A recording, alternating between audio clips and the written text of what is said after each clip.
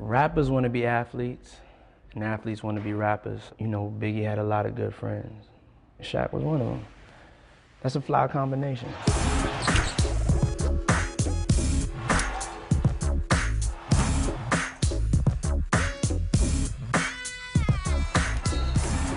In 1994, Shaquille O'Neal met Christopher Wallace, better known as the notorious B.I.G. or Biggie Smalls. They were both just 22. Shaq was a dominating center for the Orlando Magic, already a two-time All-Star, and Biggie was a breakout rap star. First time I heard of Biggie Smalls was he said my name in a rap. Said I'm slamming brothers like Shaquille. It is real. And you know, instantly I became a fan. When I seen him, I saw that he was a big guy. And you know, it's an unwritten rule that all big guys stick together. You're talking about two soulful individuals, and also they had a lot of swagger, you know what I'm saying? Their flows and deliveries. Hip-hop mogul Sean P. Diddy Combs was Biggie's producer, collaborator, and friend. What kind of respect did he have for Shaquille the athlete? Shaq is a beast, you know? Go hard or go home, and he really embodies that. You know, Biggie paid respect by shouting him out.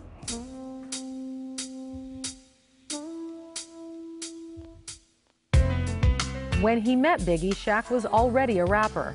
His debut album, Shaq Diesel, went platinum in 1994. 2 years later, Shaq was working on his third album. My concept was always to rap with my favorite rappers. So I put out a call to him and you know, asked him if he would, you know, do a song with me. You know, he asked Big to be on a record, and Biggie didn't really do records with anybody that he didn't really respect the musically. He wouldn't do something just to be nice. He came back right away. He said, yes, I'll do the song. Rapper Lil C's, Biggie's cousin, attended the recording session. They embraced each other. And you know, from the get-go, it just became, it was like that. It was like they knew each other for years. You know, just that chemistry of just two people respecting each other's craft. The minute they got together, it was magic. The song Shaq and Biggie recorded was called Can't Stop the Rain. Basically, I was nervous.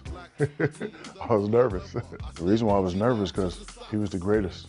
We went to the studio and he got done in 5 minutes. It was the most incredible thing I've ever seen in my life. When I heard the song with him and Biggie, I was like, whoa, yeah, Shaq could rap.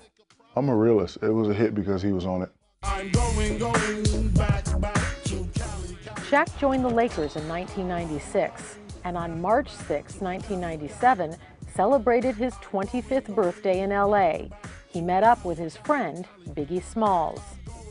I was on Sunset Boulevard and he was at the tattoo parlor. Yeah, he was a good spirit. He was getting a tattoo. I think he was getting a scripture on his arm. He invited me to his party. They made plans to meet at that party, which would be held 2 days later in Los Angeles after the Soul Train Music Awards. Shaq's close family friend, Jerome Crawford, was supposed to pick Shaq up and bring him to the party.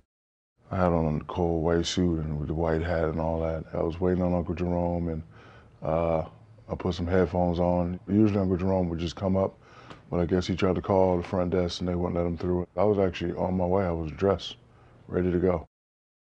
Shaq says he fell asleep and never made it to the party. A call from his mother woke him up at 4 a.m. She said, did you go to the party? And I'm like, no, what are you talking about? She said, you know your friend was shot. Shortly after midnight on March 9, 1997, Biggie left the party at the Peterson Automotive Museum in a SUV with 3 other passengers. A car had pulled alongside the SUV Biggie was in. Lil C's was in the back seat, directly behind Biggie.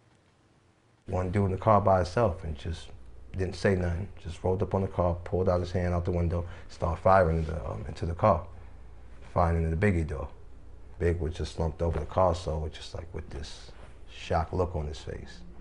Like, you know, like he just couldn't believe what just happened. Biggie was shot 4 times in the chest and was pronounced dead a short time later at a local hospital.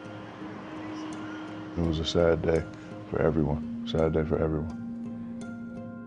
In the years that followed, Shaq says he wondered whether he could have made a difference if he had made it to the party that night.